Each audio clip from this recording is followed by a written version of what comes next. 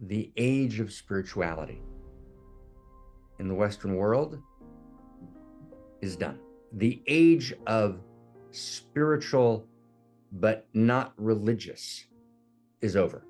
The word spirituality is spiritus in Latin, which is air, which is the breath, which on the one hand is very beautiful, right? It's the realization of the breath, right? Being filled with gravitas, right? The very breath of life. It's very beautiful.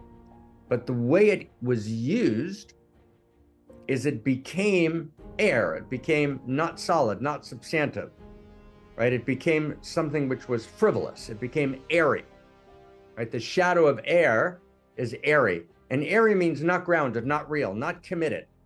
No blood on the ground. No showing up for. It became a hobby. Spirituality became our hobby. We became spiritual materialists. And spirituality failed to do what it needs to do.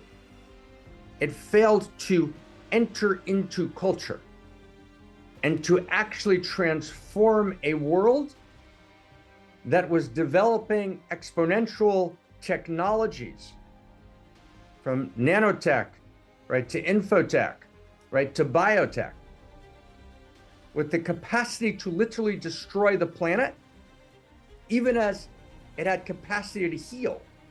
But we actually had no codes of value animating our exterior technologies. So our exterior technologies began to code the absence of value. It began to code the gap. It began to code the emptiness. So in the emptiness, failing sans an actual story of value, our story became the success story. The success story became some version of rivalrous conflict governed by win-lose metrics, in which I'm a separate self, desperate for attention, right? Desperate for a sense of status, desperate to kind of make some meaning and become a hero of my own life, but I don't have any idea how to do it because I'm not actually sure what my North Star is. What's my orientation? Where am I going? If I have no idea where I'm going, the chances of my getting there are quite slim.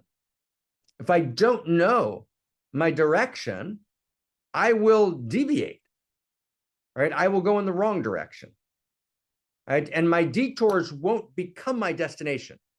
If I have a direction and I get detoured, then the detours become part of my destination. But when I don't have a direction, so my detours become the new path, and I destroy, I devastate, I damage. And I move towards death. And that's what we've done. We've come to a place of literally moving towards a kind of global suicide. Even though we have gorgeous and beautiful people in the world, we're doing many gorgeous and beautiful things, and the world's filled with outrageous beauty. That's absolutely true. But the orientation, right, the direction is not there. We don't know where we're going. And we're developing unimaginable technologies of unimaginable power, unlike anything we've ever had before in world and human history, that simulate agency, that make direction themselves. For example, right, the waves of artificial intelligence as they're unfolding of AI. And we're unable to even regulate and stop the danger because we don't know how to make an agreement with each other. And so people kind of, for example, looking at the artificial intelligence reality today, right, say again and again, and this is one of the few things I agree with my colleague Yuval Harari on, right? Yuval says, you know, I speak again and again to the leaders of the artificial intelligence movements, and I ask them, do you think there's a genuine chance we will destroy reality? They say yes. I say to them, then why don't you hold back? Why don't you restrain? Why don't we create covenants and contracts that actually limit, right, this kind of barreling forward into suicide? And they say, because we don't have anyone to make an agreement with, we'll make an agreement and they'll break it. We don't trust them. We don't know how to create trust. So we're deciding to trust AI. We're trusting this alien intelligence.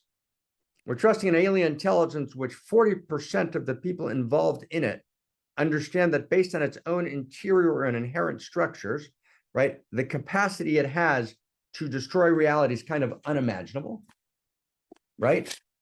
Eliezer Yudkowsky just wrote a book with Nate Soros. If anyone builds it, everyone dies. And Eliezer is basically kind of I would say probably the most informed person, right? He runs the Institute for Machine Intelligence, but he's in a certain sense created the entire world of understanding AI risk, right? If anyone builds it, everyone dies, and everyone's going to build it. Why? So let's understand why and what we can do and where we need to go. But it's not just about artificial intelligence, it's about everything, right? We're at this moment where spirituality failed. So the West Coast, which is the center of kind of spirituality in the United States, kind of new age spiritualities that are not part of organized religion, that spirituality world, or Esalen, that is kind of the epic place, or Spirit Rock. So the founder of Spirit Rock, Jack Kornfield, appears with Sam Altman on a stage, and Jack says how great Sam is. Spiritual guy, deeply spiritual guy. I trust Sam's spirituality. Jack, are you out of your mind? Have you completely lost your mind? Really? But spirituality has lost its mooring. Spirituality has become empty, vapid. It makes no commitment. It's a form of self-pleasuring, right? I go and I get my spiritual hit, but not in a good way. Not a deep self-pleasuring that takes the field of pleasure of reality, past, present, and future into account. Spirituality has become a place where we get this kind of pseudo hit of meaning and we move on. We're not committed. We're not steady. We don't keep it going. And spirituality can say anything it wants. There's no boundary, right? There's no sense of, okay, there's some content that's not negotiable, right? Spirituality is all about how I feel, what my experience is, right? How I tie into kind of the larger field in this general sense of feeling energized for a moment, or of feeling, held for a moment, which are all beautiful. But spirituality, there's no sense of a common field of value, which is non-negotiable, which actually holds some experience of clarity, right? Of certainty, right? We're all being spiritual. We're having spiritual experiences. We're running from one spiritual experience to another spiritual experience. We are addicted to our spiritual experiences, but none of them actually make a demand. None of them bring us to our knees in devotion.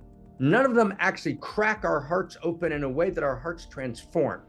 None of them demand that we actually emerge as something, right, and someone, and a new human and a new humanity that has the capacity to feel both the enormous potential of this moment and the enormous peril of this moment, and to respond to it and to feel myself connected to it. So we're alienated from it. We're actually alienated from the present. We talk about be here now, but everyone's turning away from the now, right? There's this kind of, right, we're building our spiritual empires in various places, and there's teachers building various forms of spiritual empires, and we're doing our kind of practices in our spiritual but not religious world, but none of it adds up. None of it's consistent. None of it's steady. None of it's actually being here now, feeling the invitation, the demand of the now.